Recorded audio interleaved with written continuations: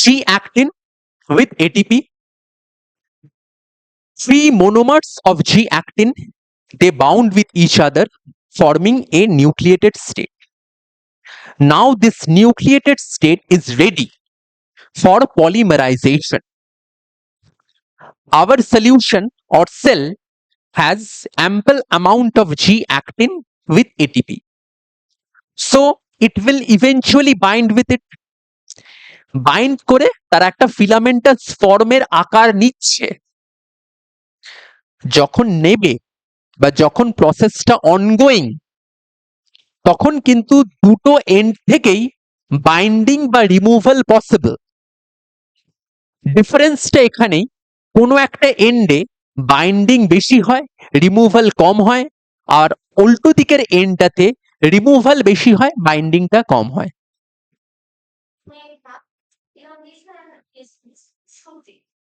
আসছি, rate of construction, rate of disassembly কথাটা পরে আসবে, এখন অলরেডি সেটা অনগোয়িং। নিউক্লিয়েশনের পরে একদিকে বাইন্ডিংটা বেশি না হলে জিনিসটা ইলংগেটেড হবে না। একটা ফিলামেন্টকে আমাকে বাড়াতে হবে তার নির্দিষ্ট সাইজে নিয়ে যাওয়ার জন্য। তাহলে যদি একটা ফিলামেন্টকে এনহ্যান্স করাতে হয় তার একটা নির্দিষ্ট সাইজে, তাহলে ডেফিনেটলি একটা দিকে তার বাইন্ডিংটা বেশি হতে হবে, রিমুভালটা কম হবে। আরেকটা দিকে অবভিয়াসলি তার রিমুভালটা বেশি হবে, বাইন্ডিংটা কম হবে। এটাই হচ্ছে হিসেব। এই দুটো কখন এক হতে পারে? যখন সেটা একটা নির্দিষ্ট লেন্থে পৌঁছে গেছে, স্টেডি স্টেটে। আসছে, ওই গ্রাফটাতেই আসবো।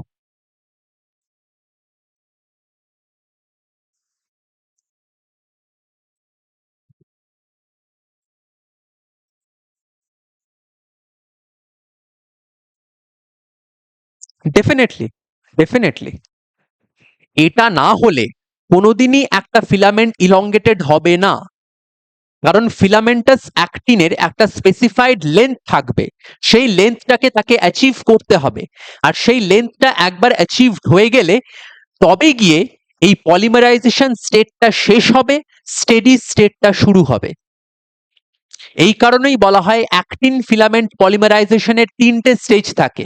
ফার্স্টে নিউক্লিয়েশন, নিউক্লিয়েশনের টাইমে তিনটে মনোমার বাইন্ড করে, তারপরে সেটা পলিমারাইজেশন যেখানে জি অ্যাক্টিন উইথ এটিপি আসছে, এবং during the process of binding one end will have more assembly than disassembly and the other end will have more disassembly compared to assembly, and based upon the overall ratio the length of the filament will be determined and will be fixed. এবার polymerisation হতে হতে একটা time পয়েন্টে গিয়ে দেখা যাবে যে সলিউশনে বা সেলে আর জি অ্যাক্টিন নতুন করে নেই। I am repeating myself.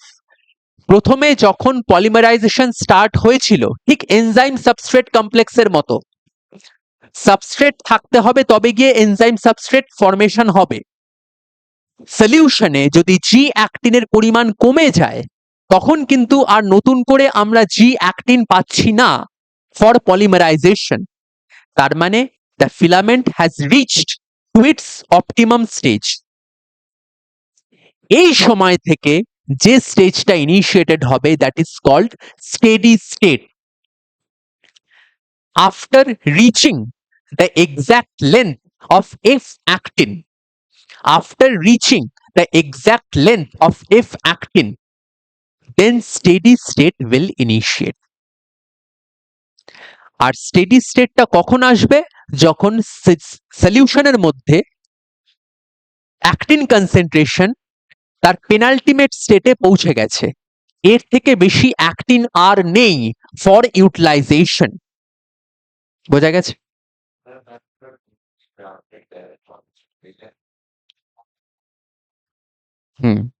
সেখানেও গল্প আছে। আচ্ছা, নিউক্লিয়েশন কমপ্লিট, পলিমারাইজেশন চলছে, তখন সেলের ভেতরে অ্যাক্টিনের পরিমাণ অনেকটা রয়েছে, জি অ্যাক্টিন বলছি, নট এফ অ্যাক্টিন। তাহলে জি অ্যাক্টিন সলিউশনের মধ্যে যদি বেশি থাকে that will easily bind to it, bind করছে, এনহ্যান্সমেন্ট হচ্ছে।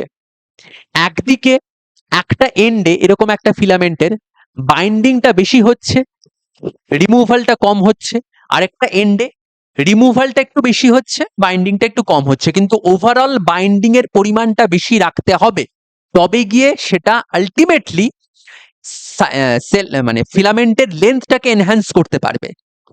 এবার করতে করতে একটা টাইম পয়েন্ট আসলো, একটা টাইম পয়েন্টে রিচ করলো যেখানে আর নতুন করে বাইন্ডিং এর কোনো চান্স নেই। কেন নেই? কজ অ্যাক্টিন সলিউশনে আর সাফিসিয়েন্ট অ্যামাউন্টে নেই। Then it will reach to its steady state. এবার বোঝা গেছে?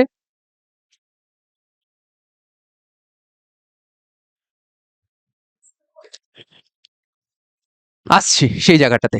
তাহলে আমি যদি এরকম একটা গ্রাফ ড্র করি,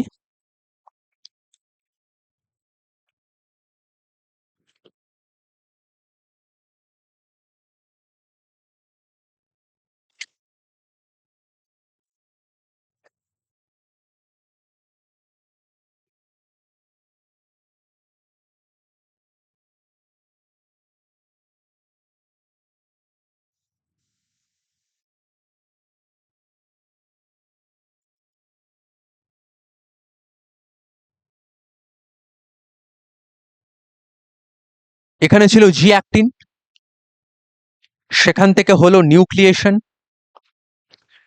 সেখান থেকে হলো polymerisation,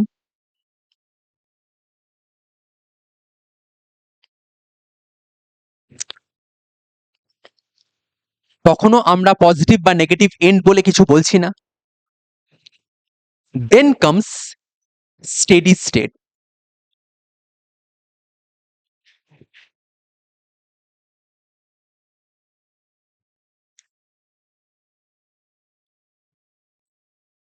then comes our steady state. তাহলে পলিমারাইজেশন আর নিউক্লিয়েশন, এটা নিয়ে কারোর কোনো কনফিউশন আছে right now online?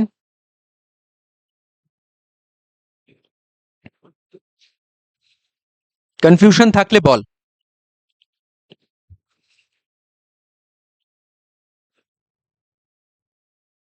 Okay, suppose this particular fragment has reached its proper size.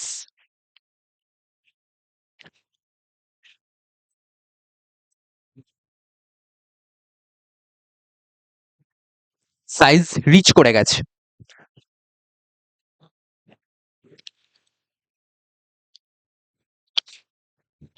Now our solution has least amount of G actin within itself. But আমরা জানি কি ওভারঅল একটা অ্যাক্টিন ফিলামেন্টের কাজ হচ্ছে সেল শেপ এবং মোটিলিটি দুটোকেই maintain করা। তাহলে এই যে স্ট্রাকচারটা তৈরি হলো, এটা যদি স্ট্যাটিক থাকে, এটা যদি স্ট্যাটিক থাকে তাহলে সেল মোটিলিটি পসিবল না। তাহলে জিনিসটাকে ডায়নামিক হতে হবে। তার মানে কি কনস্ট্যান্টলি ব্রেকিং অ্যান্ড রিফর্মিং এই ব্যাপারটা চলতে হবে। অথচ সলিউশনের মধ্যে অ্যাক্টিন নতুন করে তো আর নেই। আমার ব্যাপারটা বোঝ, সলিউশনের মধ্যে নতুন করে অ্যাক্টিন নেই বা পরিমাণ খুব কম। স্ট্রাকচারটা যদি এই স্টেটে থেকে যায় তাহলে তার মোটিলিটি বা শেপ মেনটেনেন্স পসিবল নয়। তাহলে জিনিসটাকে ডায়নামিক হতে হবে। তাহলে ডায়নামিক যদি করতে হয় একটা এন্ড থেকে, তখন রিমুভালটা বেশি হওয়া শুরু হবে। এবার বোঝা যাচ্ছে? তাহলে একটা এন্ড থেকে তখন ডিসঅ্যাসেম্বলিটার রেট কিন্তু বেড়ে গেল, and that disassembled G actin again gets recycled and binds with the positive end.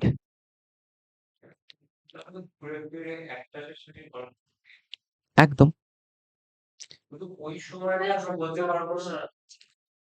একদম।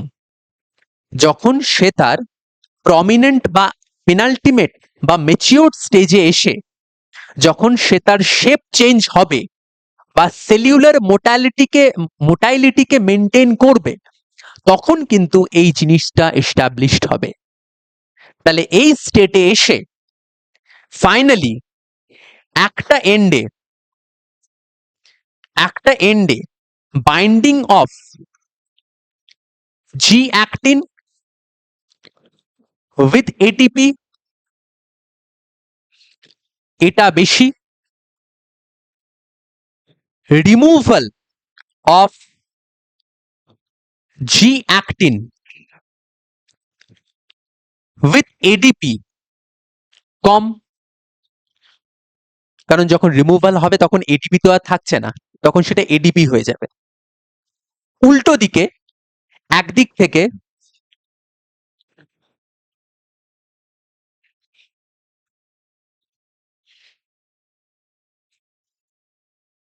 Removal of G actin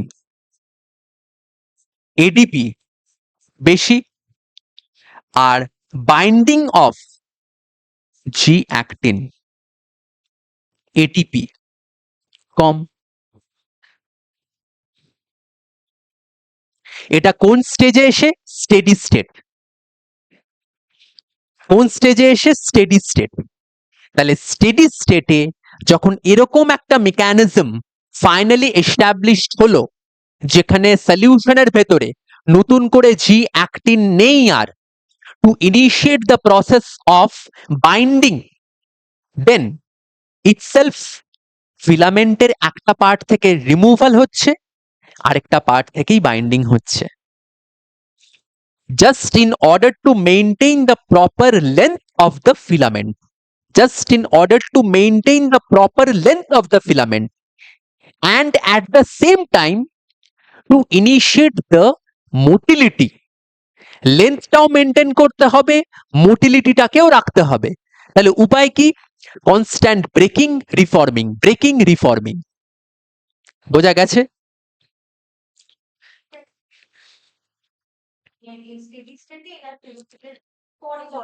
steady স্টেটে ঢোকার পর এই জিনিসটা হবে, কারণ আমাকে মেনটেন করে যেতে হবে। তখন ডিসঅ্যাসেম্বলির পরিমাণটা এবং অ্যাসেম্বলির পরিমাণটা সেম হয়ে যাচ্ছে। তার আগে সেই জন্যই সেটা স্টেডি। তার আগে হচ্ছে অ্যাসেম্বলি বেশি ডিসঅ্যাসেম্বলি কম, তার জন্যই ইলংগেশন। বোঝা গেছে? তার মানে কি একদিক এবং আরেক দিক থেকে আমার সমান রাখতে হবে তো।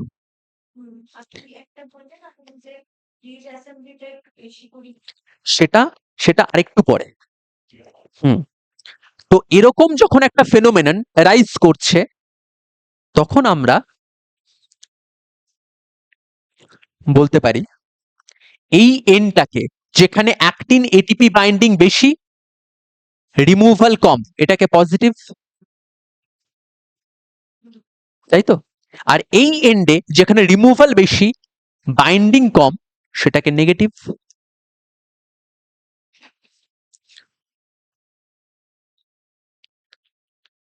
Clear concept?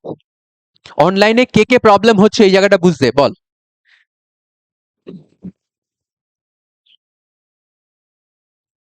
অনলাইনে কে কে বুঝলি না? আমি রিপিট করতে রাজি, কিন্তু কনসেপশনটা করতে হবে।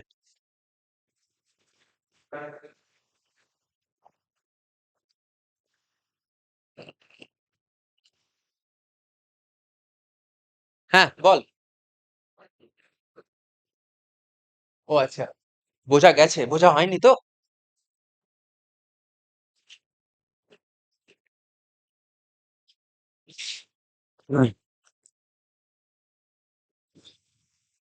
Adrija, Jayashree, কর্ণশ্রী,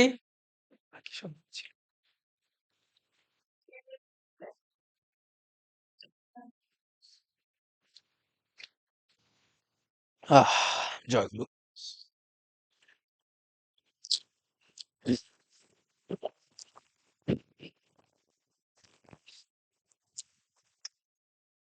Zveri, are you there? Is it understandable? Okay. Then just state one thing. Suppose It's a question for you. Suppose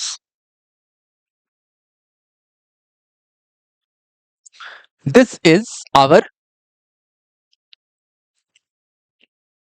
subunit that is under polymerization. This is a subunit that is under polymerization. কালারটা বিচ্ছিরি লাগছে, কেমন TMC TMC colour লাগছে। এই তো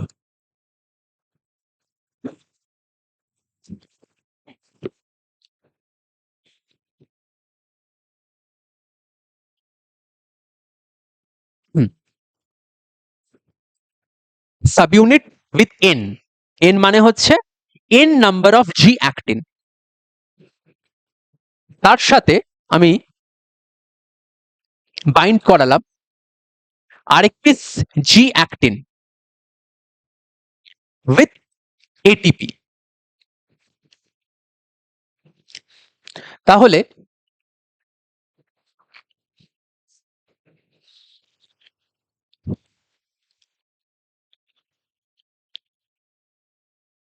নতুন যে ফিলামেন্টটা ফর্ম করছে after polymerization, that can be n+1, তাই তো? ওকে,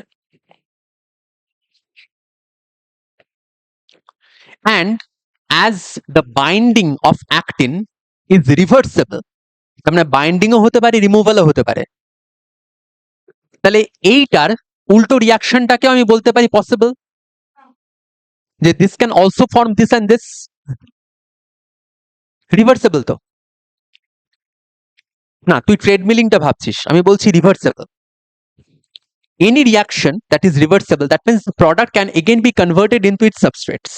It's a reversible process. ঠিক নিজের মনে হাওয়া কমিয়ে দিল, অল অর নান রেসপন্স।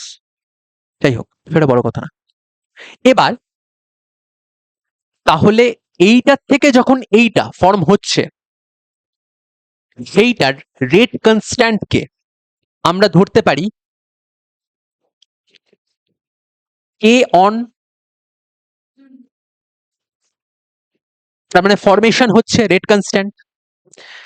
আবার এইটার থেকে যখন এই দুটো আবার রিফর্ম করছে, তখন আমরা বলতে পারি সেটাকে কে অফ, তাই তো?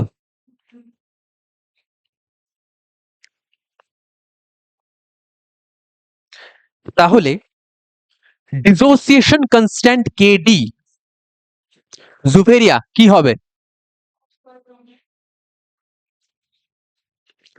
What will be the rate constant, Zuveria?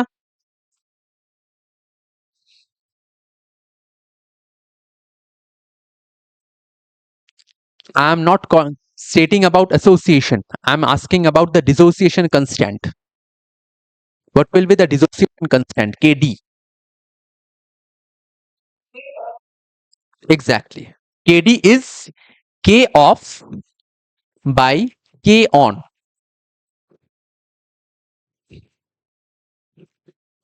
এইটাতে সবাই একমত? দেবেশ, বোঝা গেছে? আচ্ছা, এবার আরেকটা কনসেপশন ধরা যাক, সেল, অ্যাক্টিনের একটা নির্দিষ্ট কনসেন্ট্রেশন আছে, দেখা যাচ্ছে যে সেই কনসেন্ট্রেশনটা এতটাই কম যে that G actin won't be able to form the F actin. আবারও বলছি, within our cell there lies our G actin. Suppose the concentration of G actin is such less that it won't be able to form the F actin. তাহলে the concentration that is essential to perform or to convert G actin into F actin is stated as our critical concentration. তাহলে what is CC or critical concentration? The minimal amount of G actin that is essential the minimal amount of G actin that is essential for keeping or to convert G actin into F actin, মানে এর নিচে হলে F actin তৈরি করা সম্ভব না।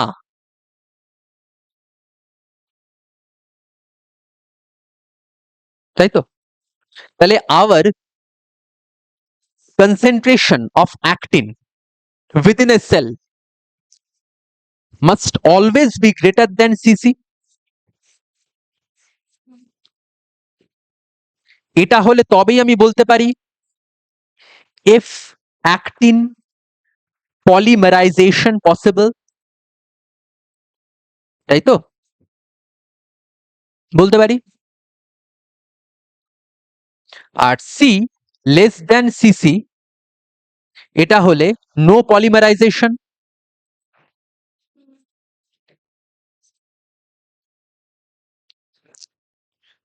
তার মানে জিনিসটা মোনোমারিক স্টেটে থেকে যাবে।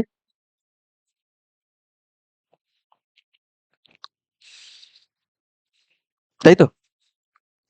এবার আরেকটা কন্ডিশন দিয়ে দিল পরীক্ষায় হঠাৎ করে, বলল C equals to CC।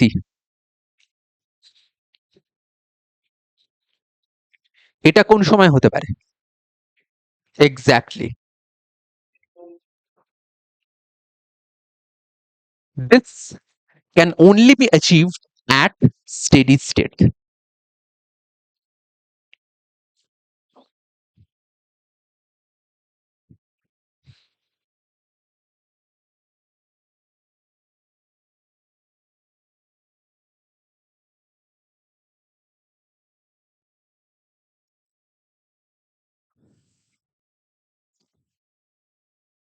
তাহলে dissociation constant is K off by K on. That means this polymer can again be reformed into a monomer and the rest of the polymer। তাহলে কি আমরা এটা বলতে পারি যে critical concentration equals to KD?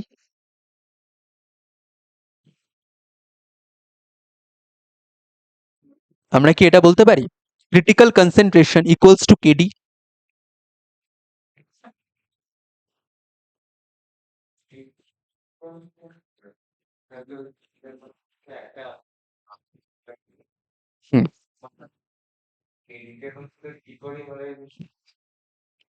তার মানে কি আমি যদি ইনডাইরেক্টলি ভাবি একটা ক্রিটিক্যাল কনসেন্ট্রেশন যে পরিমাণটা, সেই পরিমাণটা আইদার কম বা বেশি। যদি কম হয় তাহলে ডিসোসিয়েশন, আর যদি বেশি হয় তাহলে পলিমারাইজেশন। তাহলে যদি সেটা কম হয় তাহলে সেই কনটেক্সটে আমরা কি বলতে পারি না যে সিসি ইকুয়ালস টু কেডি? কারণ সেটা আলটিমেটলি পলিমারাইজেশনকে কিন্তু প্রমোট করছে না। বুঝতে পারছি? ক্রিটিক্যাল কনসেন্ট্রেশন যদি কম হয় তাহলে পলিমারাইজেশন হচ্ছে না, কারণ সেইটা না থাকলে পলিমারাইজেশন পসিবল না। তাই তো? ডিসোসিয়েশন কনস্ট্যান্ট কেডি কি বলছে?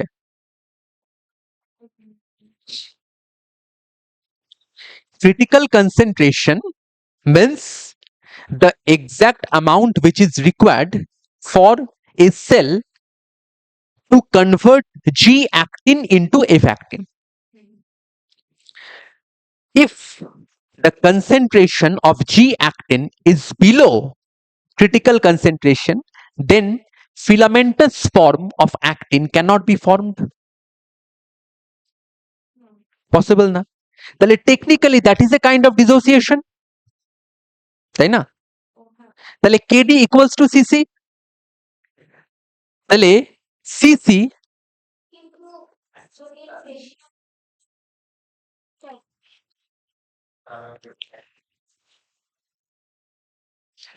এবার সেই জায়গায় একটা কথা বলি, ক্রিটিক্যাল কনসেন্ট্রেশনের থেকে বেশি হওয়া মানে সেটা তো অবভিয়াসলি পলিমারাইজ করবে, সেটা তো এমনি এফ অ্যাক্টিন ফর্ম করছে, সেখানে তো ডিসোসিয়েশনের গল্পটা আসছে না।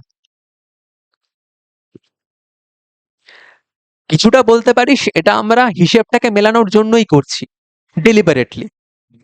ডেলিবারেটলি কিছু করার নেই, কারণ পরীক্ষায় আসবে।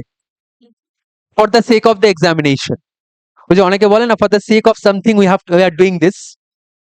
এডটেক কোম্পানিগুলো তাই বলে, for the sake of for our income we are just selling rubbish products, ওরকম আর কি। হ্যাঁ,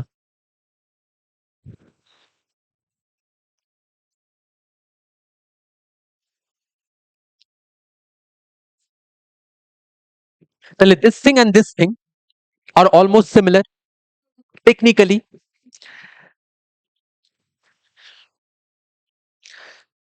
so if this phenomenon is same, তাহলে একটা বড় সড়ো ছবি আঁকি।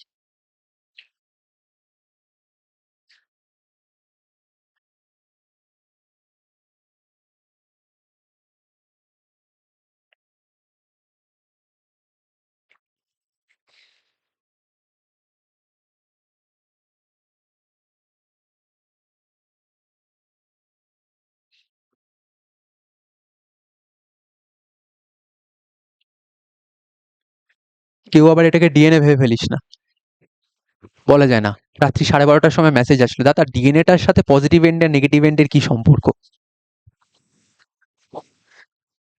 না তুমি তো দেখিয়েছিলে। আমি বললাম আমি বলেছিলাম কি না বলিনি। না তুমি ছবি এঁকেছিলে। না আচ্ছা।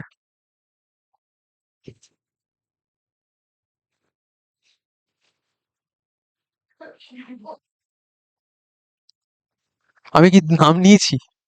তুই নিজে নিজেকে ভাবছিস।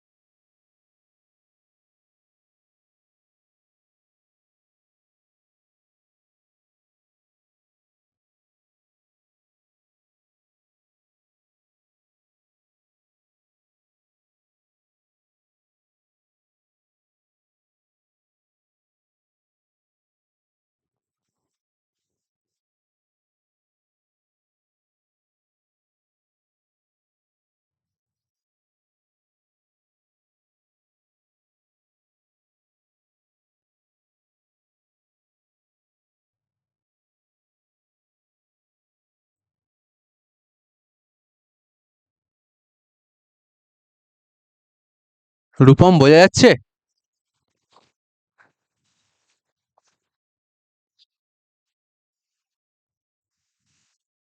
রূপম তোর গলার এই অবস্থা কেন রে?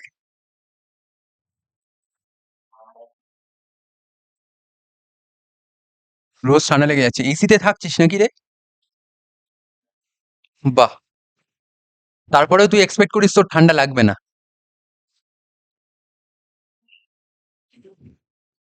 এসি চালানোর মতন গরম হয়নি।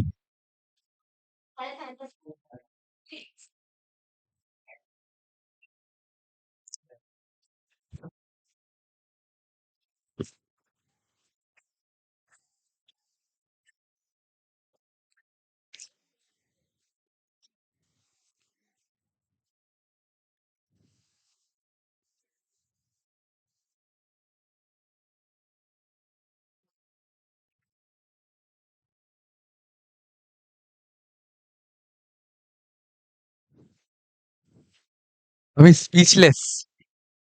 এই যে তুই এই লজিকটা আমাকে দিলি, আমি খুব আনন্দ পেলাম, এবং মানে I am nothing to say actually.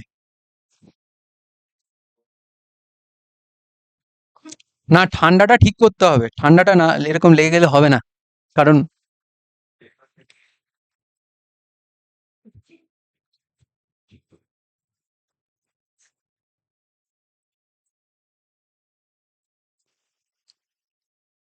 দেখা যাচ্ছে না এদিকটা। না এদিকটা দেখা যাচ্ছে না। রিমোটটা একটু দিবি আমাকে?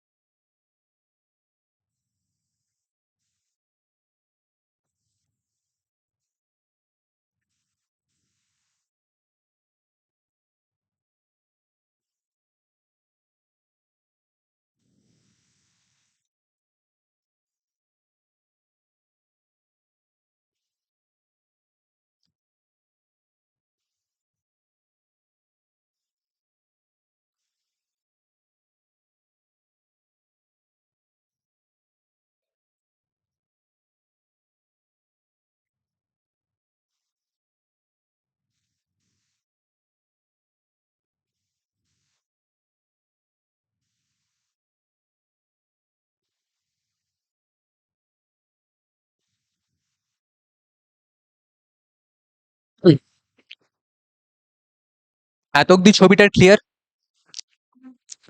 একদিক দিয়ে জি অ্যাক্টিন উইথ এটিপি বাইন্ড করছে, তাহলে জি অ্যাক্টিন বাইন্ডিং হলো, নিউক্লিয়েশন স্টেডি স্টেট চলে এসছে। Initially G actin remains in it's ATP bound state. Gradually এখানে তো নতুন জি অ্যাক্টিনও আবার বাউন্ড করছে। ব্যাপারটা এরকম ভাবে ভাব, এই একটা ইউনিট আসলো, এই একটা ইউনিট আসলো, তারপরে আবার এই ইউনিট, এই ইউনিট, তো এই ইউনিটটা যেটা এক্সিস্ট করছিল সেটা তো মিডল পয়েন্টে চলে আসলো। তাহলে যতক্ষণে সে এইখানকার একটা জি অ্যাক্টিন, কিছুক্ষণের মধ্যে এটা এই জায়গায় চলে আসবে ডিউ টু ট্রেডমিলিং। তো এই জায়গাটায় যখন আসছে, দ্যাট এটিপি আন্ডারগোজ হাইড্রোলিসিস, হাইড্রোলিসিস হয়ে পিআই এবং এটিপি এই ফরম্যাটে চলে আসছে। পিআইটা বেরিয়ে গেল, and we all know when hydrolysis of ATP takes place, the integrity in between G actins gets loosened. ATP ফরম্যাটে বাইন্ডিংটা যতটা প্রমিনেন্ট, ADP ফরম্যাটে বাইন্ডিং গেটস লুজেন্ড। বোঝা গেছে? ওকে, তাহলে ইভেনচুয়ালি যত এগোচ্ছে ATP gets dissociated into ADP and PI, PI gets removed, hence G actin with ADP, hence it will be removed. As simple as that. এই হচ্ছে গল্প। এবার তোকে বলে দিল কি, ধর এই এন্ড আর এই এন্ড মেনশন করে দিল না, এই জিনিসটাও মেনশন করে দিল না যে কোনটা অ্যাসেম্বলি কোনটা ডিসঅ্যাসেম্বলি বেশি, তোকে এরকম একটা ফিগার দিয়ে দিল পরীক্ষায়,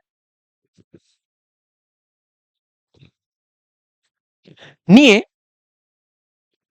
একদিকে বলল কি ক্রিটিক্যাল কনসেন্ট্রেশন ইজ 0.6, আরেকদিকে বলে দিল ক্রিটিক্যাল কনসেন্ট্রেশন ইজ 1.46, সরি একটু ভুল বললাম, ক্রিটিক্যাল কনসেন্ট্রেশন ইজ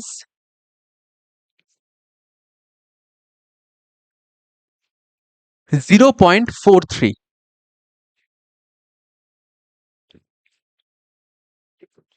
সরি আবার ভুল করছি, 1.4 ক্রিটিক্যাল কনসেন্ট্রেশন। তাহলে একদিকে ক্রিটিক্যাল কনসেন্ট্রেশন দিয়ে দিল 0.6, আরেকদিকে ক্রিটিক্যাল কনসেন্ট্রেশন দিল 1.4। এবার এক্সামিনেশন হলে তোকে বলল যে which end is our positive end and which end is our negative end. কেন কেন কম থাকবে? এক্স্যাক্টলি, তাহলে ক্রিটিক্যাল কনসেন্ট্রেশন পজিটিভ এন্ডে সবসময় লো থাকবে compare to negative end. What is the logic? Critical concentration কম মানে কম পরিমাণ জি অ্যাক্টিন লাগবে টু পলিমারাইজ। আবারও রিপিট করছি, ক্রিটিক্যাল কনসেন্ট্রেশন কম মানে খুব অল্প পরিমাণ জি অ্যাক্টিনেই that can form filament. On contrary to that, if G actin, if critical concentration is high, that means massive amount of G actin is essential to polymerize. এখানে তার মানে ক্রিটিক্যাল কনসেন্ট্রেশন বেশি। তাহলে টেকনিক্যালি আমি এরকম একটা অঙ্ক দিলে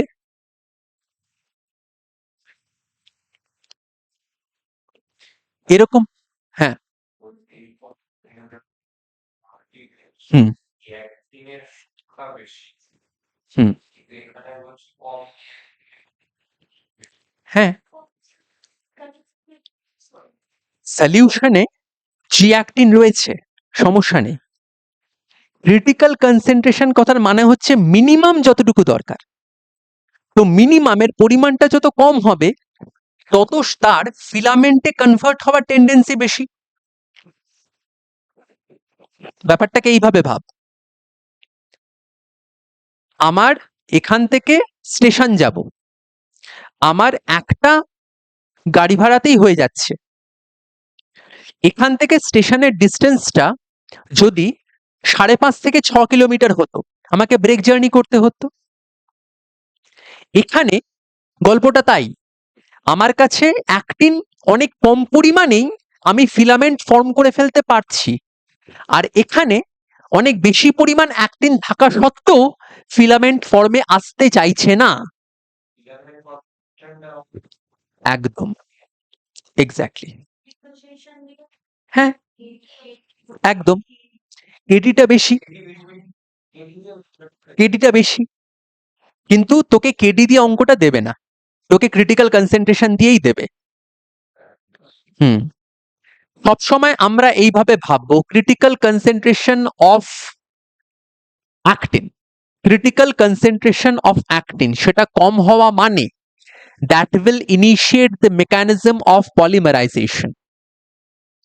ক্রিটিক্যাল কনসেন্ট্রেশন বেশি, তার মানে তাকে যদি পলিমারাইজ করাতে হয় প্রচুর অ্যাক্টিনের দরকার, হেন্স ডিপলিমারাইজেশন, হেন্স ডিপলিমারাইজেশন। কি হলো বিধি,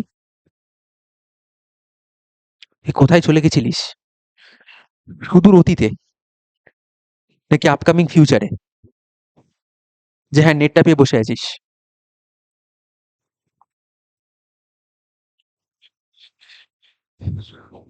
তাহলে এই এন্ডে আমি ধরতে পারি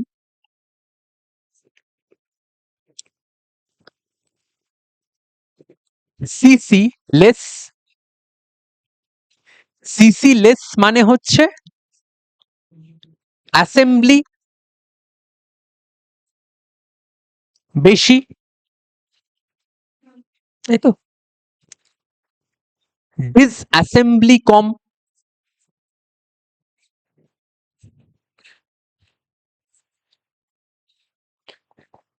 এই এন্ডে সিসি কম, এই সরি সিসি বেশি।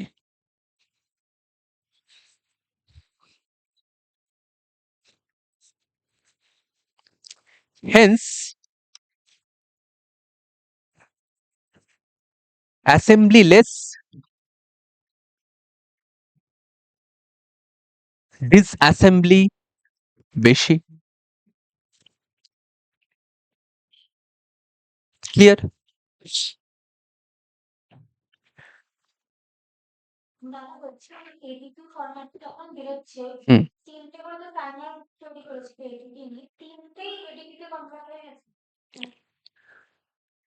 ব্যাপার হচ্ছে যখন বেরোয় তখন সিঙ্গেল ইউনিট হিসেবে বেরোয় না, তখন একটা ফ্র্যাগমেন্ট একসাথে খুলে আসে, কারণ সেই ফ্র্যাগমেন্টের প্রত্যেকটাই অলরেডি তখন এডিপিতে চলে এসছে।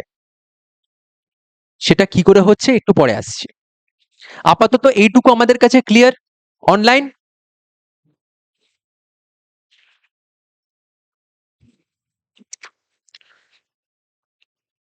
বাকিরা বল, যারা যারা নতুন আছিস।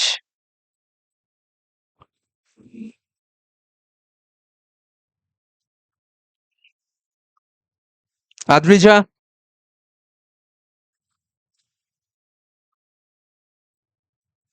Adrija, are you there? Okay, okay, okay, okay. Now, দুটা অঙ্কটাতে এইভাবে দিলই না, এইভাবে এত ইজি করে দিল না। কি দিয়ে দিল? একটা এন্ডে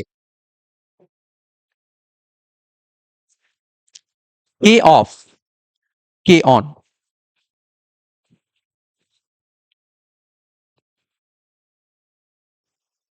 একটা এন্ডের দিল কে অফ কে অন, আরেকটা এন্ডের কে of K on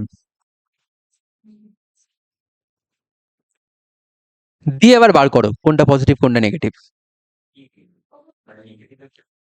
K of K on এর ভ্যালুটা দিয়ে দেবে। হুম,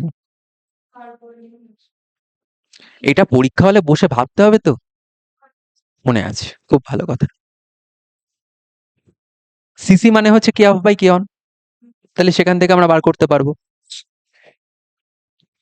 হ্যাঁ হ্যাঁ, আমি সেটাই বলছি, যখন 13টা মডিউল একসাথে মাথায় চাপবে তখন একটু মানে ভাবতে হবে, আর এতটা ইজি ওয়ে তো দেবে না। কারণ একটা বড়সড় স্টেটমেন্ট গল্প লিখবে ওর, সেই গল্প থেকে ওখানে হ্যাঁ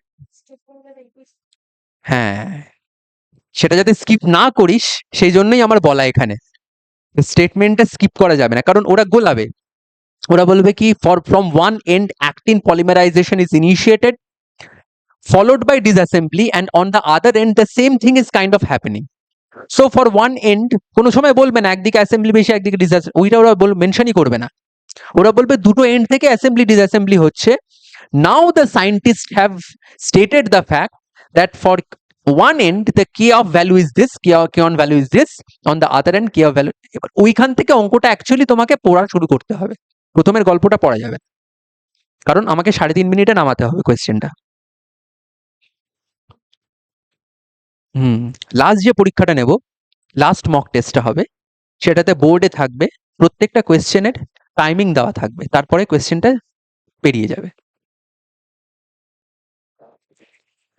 জুনের ঠিক পরীক্ষার আগে যে মক টেস্টটা হবে, লাস্ট দুটো মক টেস্ট, মানে স্লাইডটাই এমন ভাবে সেট করা থাকবে যে 3.5 মিনিটের মাথায় একটা কোয়েশ্চেন বেরিয়ে যাবে, 3.5 মিনিটের মাথায় তোমাকে কোয়েশ্চেনটা করতে হবে। হ্যাঁ হ্যাঁ সবাই,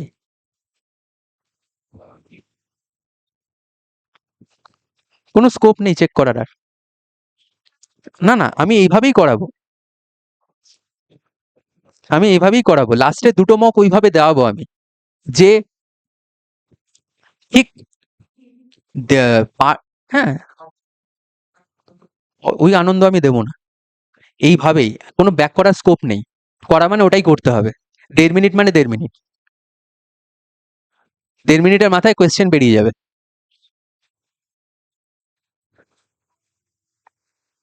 হুম কিছু করার নেই, 1.5 মিনিটের মাথায় কোয়েশ্চেন বেরিয়ে যাবে, 1.5 মিনিটের মধ্যে অ্যান্সার করো। লাস্ট লাস্ট দুটো মক ওইভাবে নেব। কি ফোমো হয়ে যাবে, ফোমোটা আবার কি? এইসব কথাবার্তা আমার সামনে বলবি না, আমি তোরা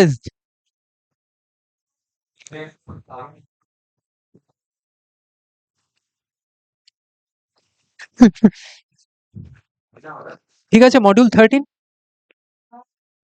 13-এর একটা পেপার যেটাতে 110টা কোয়েশ্চেন আমি দেই, সেরকমই একটাতে এরকম করে দেবো। হ্যাঁ বায়োকেমিস্ট্রি কিন্তু কোয়েশ্চেন এমন কিছু কঠিন না, আরেকটা পেপার আসবে এই তোরা এই কালকে পরীক্ষাটা দিবি, কালকে না পরশু তোদের পরীক্ষা আছে একটা মক টেস্ট, এই উইকেই কিন্তু আরেকটাই পরীক্ষা, আরেকটাও টেস্ট সিরিজ আছে, কারণ ওর তোমরা যেরকম পরীক্ষা দাও আগের সপ্তাহে, আমার কিছু করার নেই, এক সপ্তাহে দুটো পরীক্ষা দাও এবার, কারণ আমাকে হিসেব মেলাতে হবে। হ্যাঁ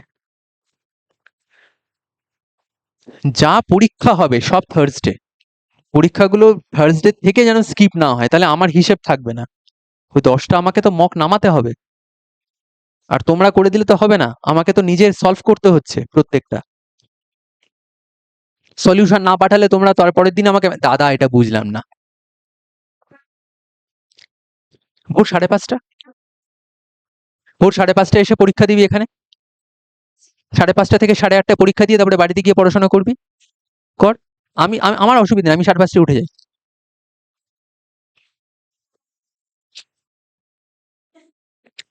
আমার দিতে অসুবিধে নেই, অনলাইনে ছেলেপিলেরা যদি দিতে পারে আমার কোনো চাপ নেই,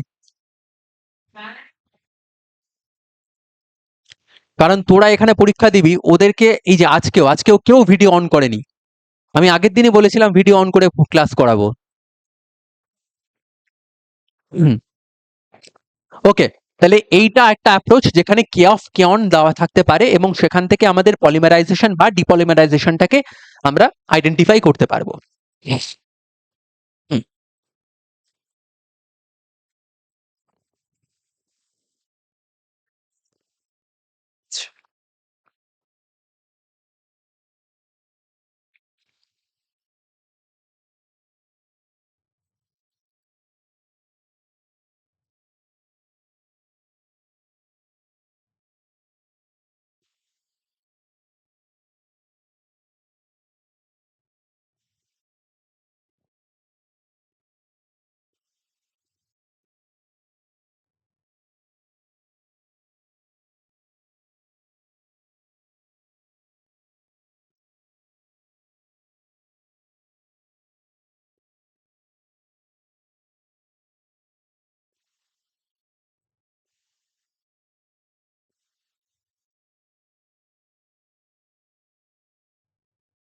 আর কত হাই তুলবি?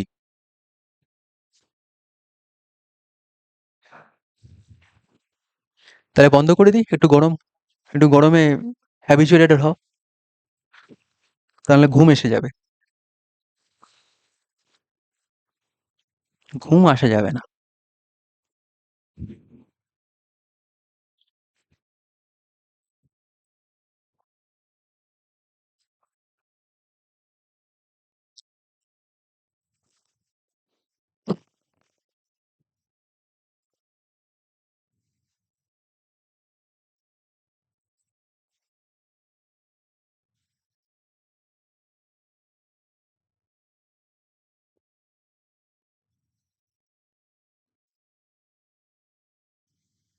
আচ্ছা,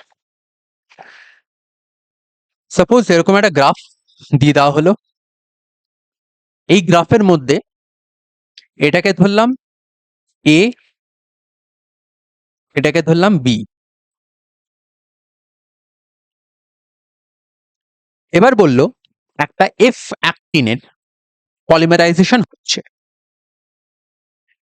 এক্ষেত্রে কোন এনটা এ হবে, কোন এনটা বি হবে, অ্যান্ড কোন এনটা ট্রেডমিলিং, সরি, কোন এনটাতে পলিমারাইজেশন হবে আর কোন এন্ডে ডিপলিমারাইজেশন হবে।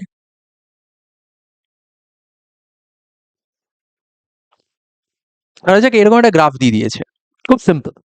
এই গ্রাফে বলল যে একটা এফ অ্যাক্টিন, একটা এফ অ্যাক্টিনের কনটেক্সটে কোনটা পলিমারাইজিং এন্ড আর কোনটা depolymerizing and.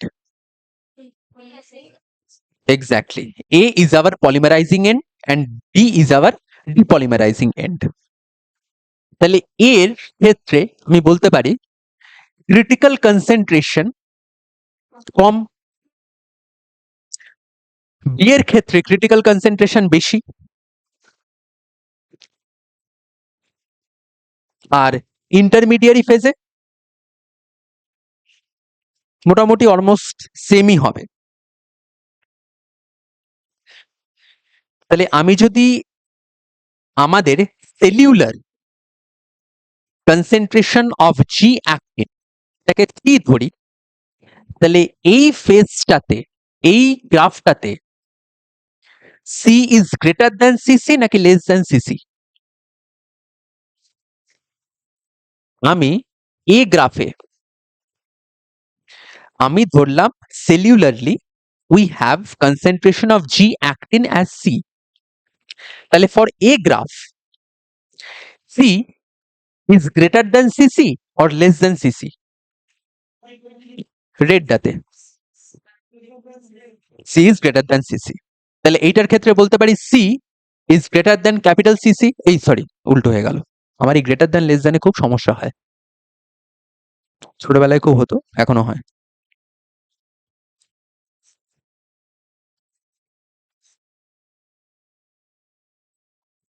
R for B C is less than CC. সবাই একমত, কোনো প্রবলেম নেই? প্রবলেম হচ্ছে কিছু? হুম,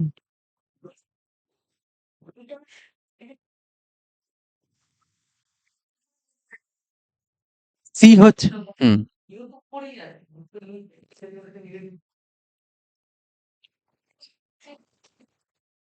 সেটা পরে আসছে ট্রেডমিলিং রেঞ্জ। যখন একটা ফিলামেন্ট, তার দুটো এন্ডই রয়েছে, দুটো এন্ডেই বাইন্ডিং অ্যান্ড রিমুভাল দুটোই সাইমালটেনিয়াসলি চলছে, যে গল্পটা আগে বলেছিলাম। তাহলে সেই কনটেক্সটে আমরা দুটোকেই এই এন্ড থেকে কি স্টার্ট করতে পারি না? একটার ক্ষেত্রে বেশি হচ্ছে, একটা কম হচ্ছে, সেই কনটেক্সটে আমি যদি একটা এন্ডে শুধু বাইন্ডিং হতো, একটা এন্ডে রিমুভাল হতো, তাহলে দিস গ্রাফ ইজ ইনভ্যালিড। কিন্তু আমি প্রথমেই বলে দিয়েছি দুটো এন্ডেই বাইন্ডিং পসিবল, দুটো এন্ডেই রিমুভাল পসিবল। একদিকে বাইন্ডিংটা বেশি, রিমুভাল কম, একদিকে বাইন্ডিংটা কম, রিমুভালটা বেশি। তাহলে সেই কনটেক্সটে কি এটা লজিক্যাল না গ্রাফটা? হ্যাঁ, বল এবার।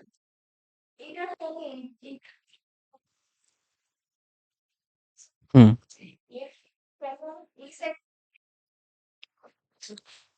ও হরি, মানে আমার কোনো উদ্দেশ্য নেই এরকম লেখার, আমি জাস্ট লিখেছি। ওরে খ্যাপারে, তোরা না আমায় পাগল করে দিবি রে। আচ্ছা ঠিক আছে বাবা, নে, এই নে বাবা নে। এটা পৌলমি জিজ্ঞেস করে? ওরে বাপ রে বাপ।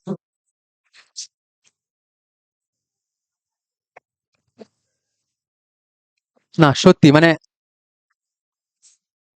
মানে আমি আমি এই কোয়েশ্চেনটা পাওয়ার পর আই ওয়াজ লাইক, এটা কি করে হলো? ওকে, ঠিক আছে। হুম হুম হুম, একদম। না, আমি লডিসকে, আমি লডিসকে মেল করব। আমি লডিসকে মেল করব যে আপনি এই জায়গাটাতে কেন লিখেছেন। ছবি তুলে স্ক্রিনশট নিয়ে দেখাবো যে why have you written this plus end and this section on this end.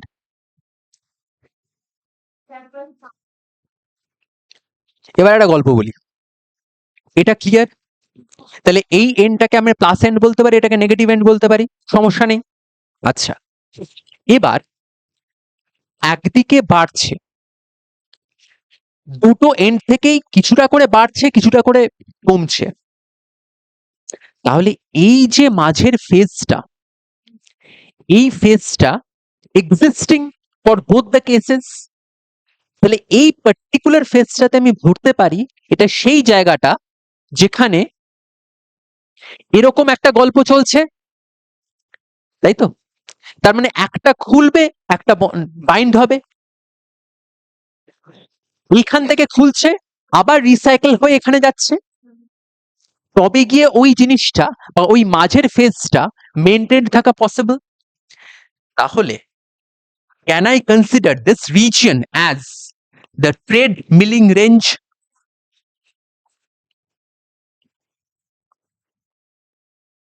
Online, এটা ভালো করে বোঝ।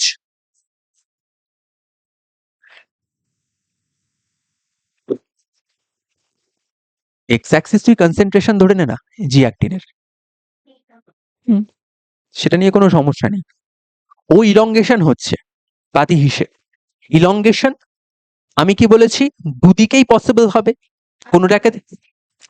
এক্স্যাক্টলি, হ্যাঁ, কারণ ইলংগেশনটা ফাইনালি তো এই জায়গায় গিয়ে পৌঁছচ্ছে যেখানে স্টেডি স্টেটে পৌঁছবে। এবার এই যে এন্ডিং গুলো, সেখানে একদিকে বেশি হবে একদিকে কম হবে, as simple as that. But there lies a region where G actin that is being removed is always being utilized on the other end as well. তাহলে টেকনিক্যালি দেখতে গেলে এই ছবিটাতে এইখান থেকে যখন জি অ্যাক্টিন বেরোচ্ছে, that G actin is finally getting over here also, এইখান থেকে রিমুভ হচ্ছে এখানে গিয়ে বাইন্ড করছে। কখন? স্টেডি স্টেটে এখান থেকে রিমুভ হচ্ছে এখানে গিয়ে বাইন্ড করছে। তাহলে একটা constant shuffling of G actin takes place.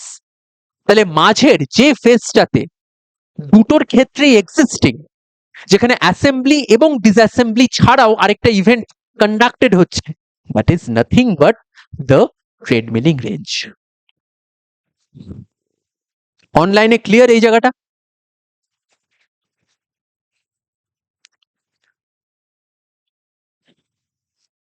এই দুটো জলের বোতল দিল কেন?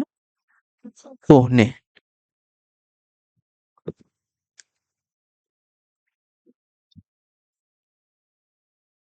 Definitely ADP plus PI. এবার একটা প্রশ্ন করি, তুই যে বললি এডিপি থাকবে, ভালো কথা, এডিপি থাকবে, কিন্তু that comes to the next phase of my lecture.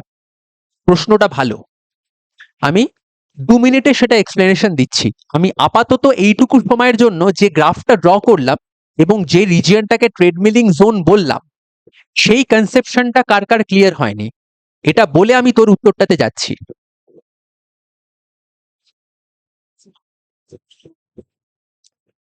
টি মানে হচ্ছে এটিপি বাউন্ড স্টেট, ডি মানে হচ্ছে এডিপি বাউন্ড স্টেট। আচ্ছা, এই প্রসঙ্গে, আচ্ছা suppose Coming to this picture, on one end our ATP is bound. On that end it is being observed that maximum amount of G-actin is getting added. Now this G-actin in its ATP bound state is slowly getting towards the middle where ATP undergoes hydrolysis, forming ADP and PI.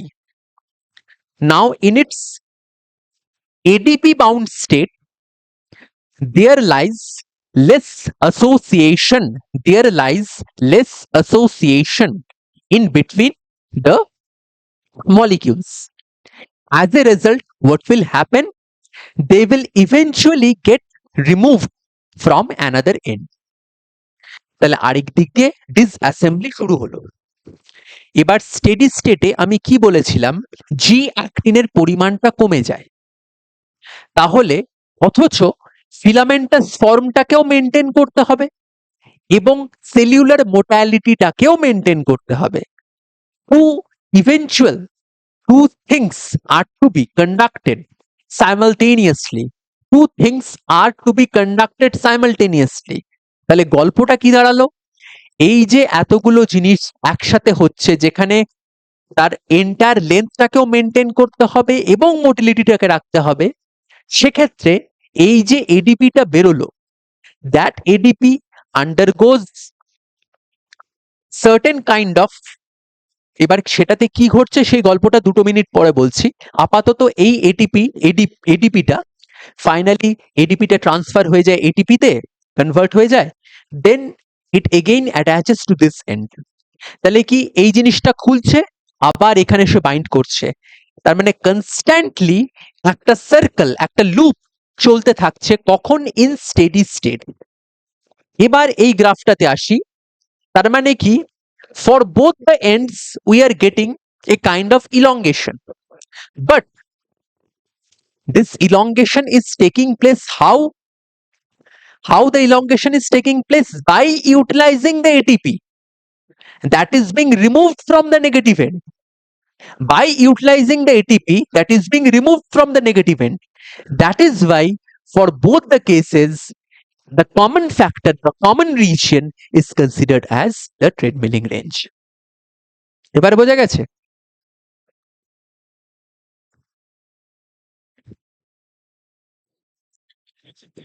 অনলাইনে কে কে বুঝলি না?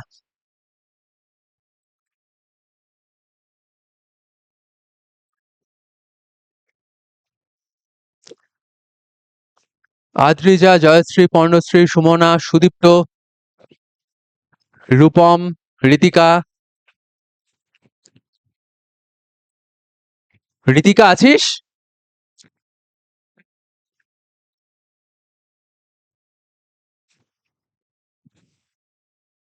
আচ্ছা,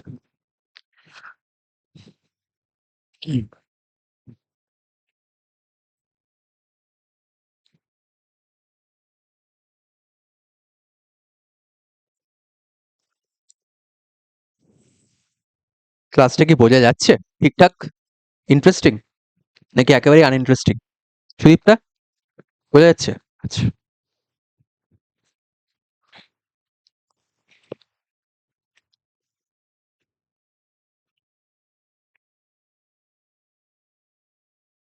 বলো।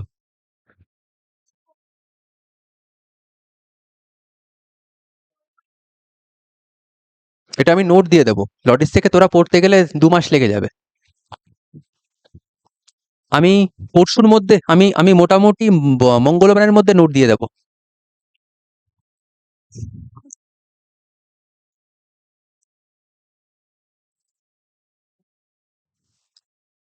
এতদিন তো সেটাই enough ছিল।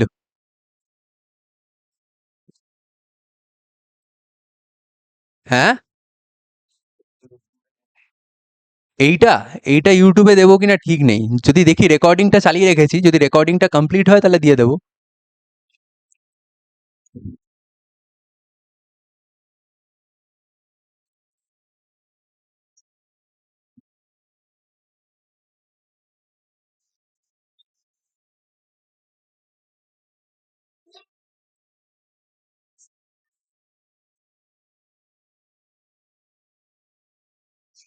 কি নাম?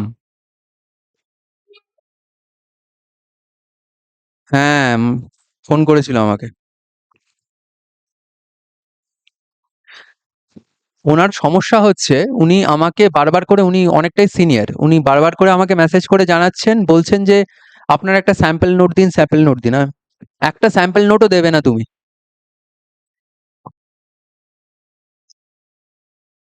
হ্যাঁ।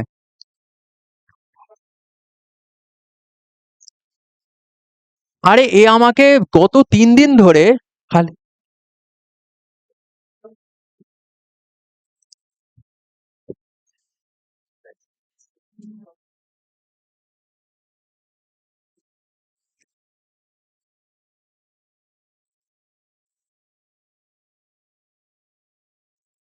আচ্ছা, বললি ভালো হলো।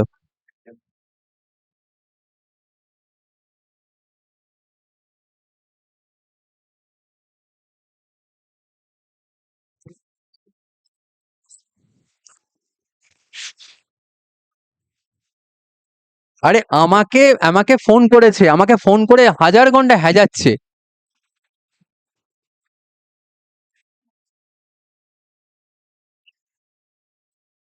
এই লোকটা কে? কোত্থেকে হঠাৎ করে উদয় হলো, আর আমার নাম্বারটা কোত্থেকে পেলো কে জানে। আরে আমাকে ফোন করে বলছে, আমা- আরে আমাকে ফোন করে বলছে আপনার স্যাম্পল নোট দিন। বললাম, কেন?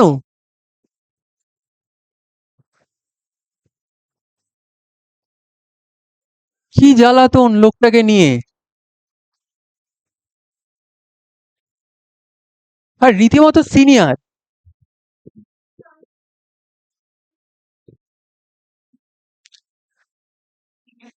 না, ভালো করেছিস। এই লোকগুলো, এই লোকগুলো মানে এই যে নামটা বললি, এটা আমার সুবিধা হলো।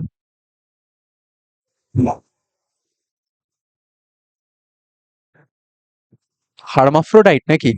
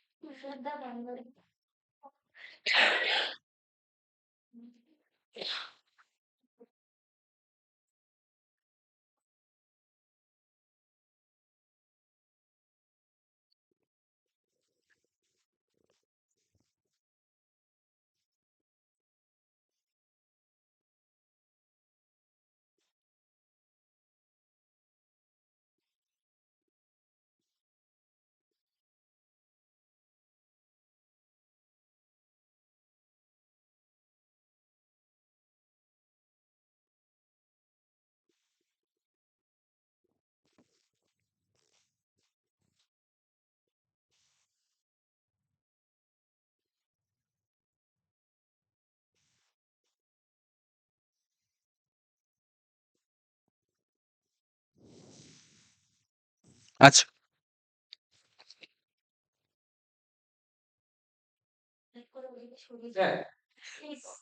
হবে। আগে ব্যাপারগুলো বোঝ, তারপরে।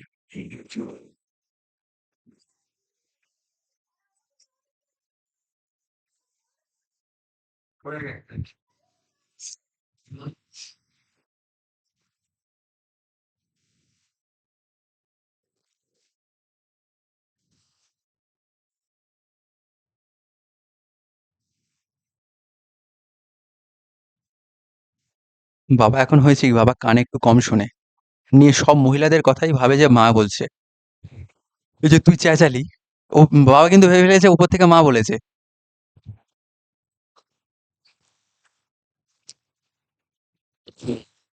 আচ্ছা, এবার ট্রেডমিলিং এর গল্পটাতে আসি। ট্রেডমিলিং জোনটা আমাদের কাছে ক্লিয়ার, কোন সময় ট্রেডমিলিংটা হচ্ছে। হোয়াট হ্যাপেন্স ইজ, একটু আগে বলেছিলাম জি অ্যাক্টিন তার এডিপি বাউন্ড স্টেটে সিঙ্গলি জি অ্যাক্টিন ফর্মে কিন্তু বেরোয় না, একটা ফ্র্যাগমেন্ট স্টেটে সেটা রিমুভ হয়। কেন?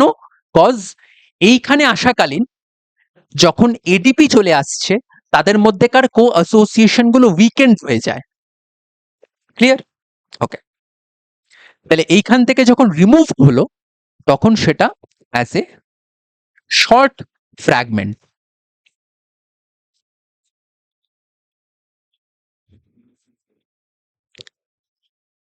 এই শর্ট ফ্র্যাগমেন্ট এটার মধ্যে তার মানে যে অ্যাক্টিন গুলো এক্সিস্ট করছে that is in ADP confirmation বলতে পারি কি, তাই তো? আচ্ছা,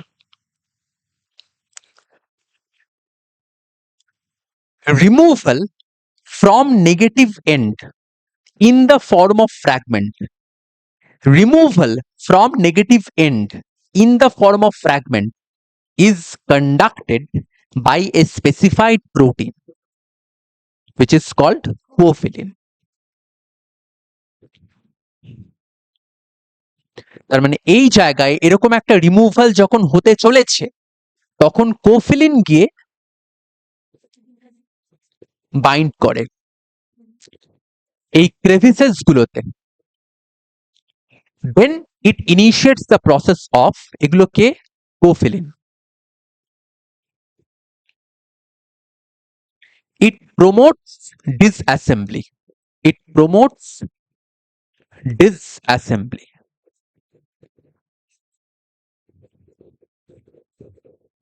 of what? Fragmented form of G-actin.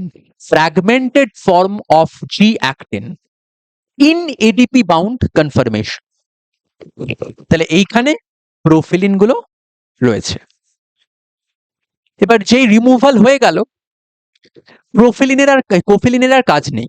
কোফিলিন তখন আবার রিসাইকেলড হয়ে চলে যাবে এরকম একটা জায়গায়। কোফিলিন আবার রিসাইকেলড হয়ে চলে গেল তার নিজের জায়গায়। Now this fragment, what it does,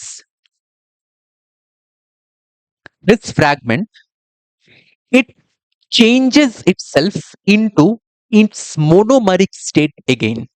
তার মানে এই fragmented state সেখান থেকে হয়ে গেল G-actin. Now this G-actin also is present in its ADP bound conformation. এবার এডিপি বাউন্ড কনফার্মেশন হলে তো হবে না, তাকে তো এটিপি কনভার্ট করতে হবে। So another protein comes into action which is our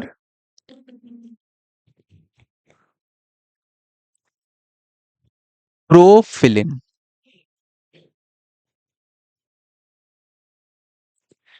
প্রোফিলিন যখনই চলে আসলো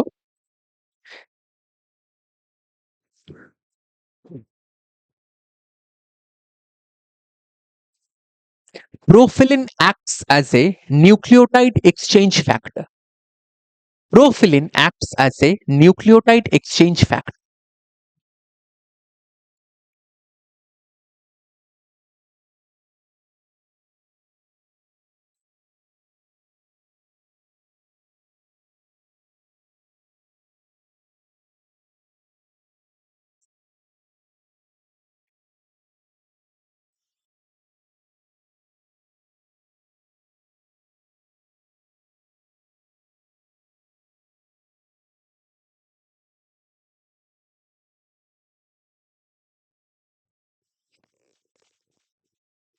তাহলে Profilin along with ATP, it converts ADP to ATP.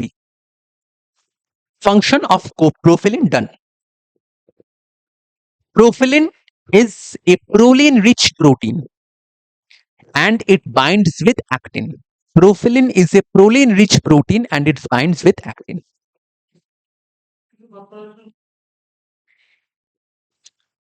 না, প্রোফিলিন তো নিউক্লিওটাইড এক্সচেঞ্জ করে, ফসফোরাইলেশনের না। মানে তোর প্রশ্নটা বল।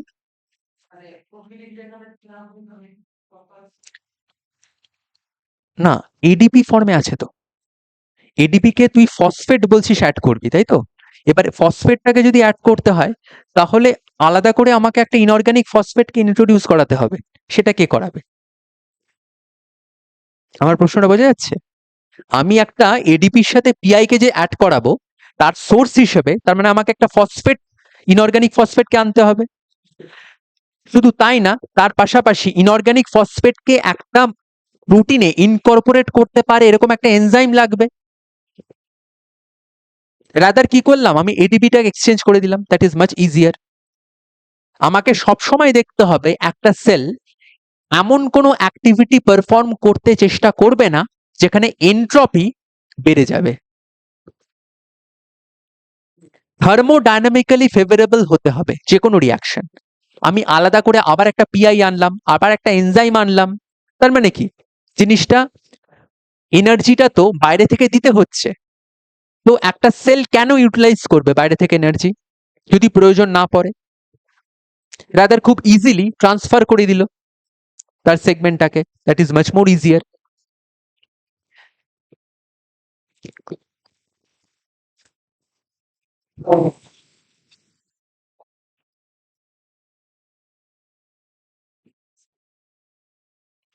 তাহলে now G actin is in its ATP bound conformation. তো এবার গল্পটা হচ্ছে, প্রথমে দেখলাম কোফিলিন খুললো, ফ্র্যাগমেন্ট গুলো একটা মোনোমারিক স্টেটে আসলো, তার এটিপিটা এটিপিতে কনভার্ট হলো। এরকম একটা তো না, এরকম হাজার ঘন্টা জি অ্যাক্টিন রয়েছে যারা এটিপিতে কনভার্ট হয়েছে। তাহলে তারা সাইমালটেনিয়াসলি গিয়েই বাইন্ড করতে পারবে না, তাদের বাইন্ডিং এর জন্য একটা রেগুলেটরি প্রোটিন দরকার। দ্যাট রেগুলেটরি প্রোটিন ইজ আবার thymosin beta 4।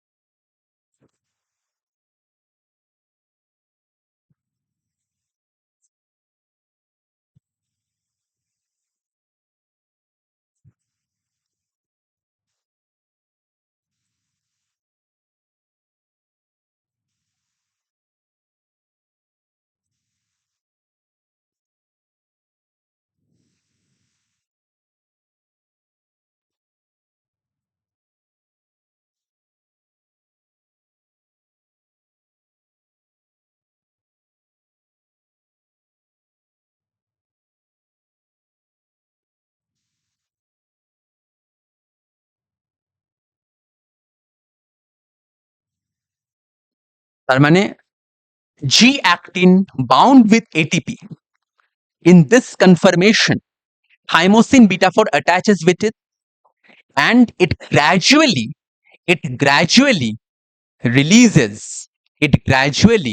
releases our monomeric G protein. It gradually releases our monomeric G protein bound to ATP.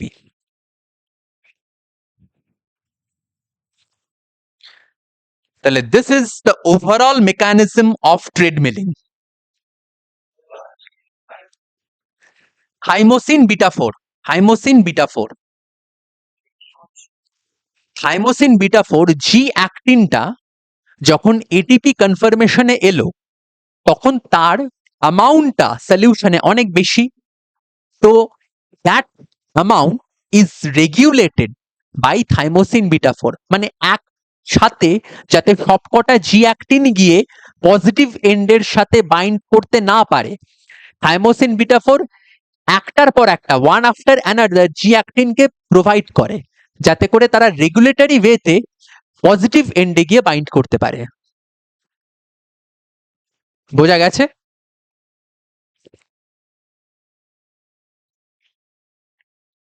বোঝা গেছে? So this is the regulatory mechanism that takes place involving three distinct proteins. One is scofilin that binds with the fragment at the negative end and helps in disassembly. Those fragments get monomerized with G-actin in its ADP bound conformation. Then profilin comes into action that acts as a nucleotide exchange where it balances ATP with that of ATP. Now, G-actin in ATP bound state is huge in concentration. So, thymosin beta 4, another regulatory protein, comes into action and it gradually releases G-actin with ATP so that they can bind at the positive end, thus maintaining the overall length of the F actin. Clear, everyone?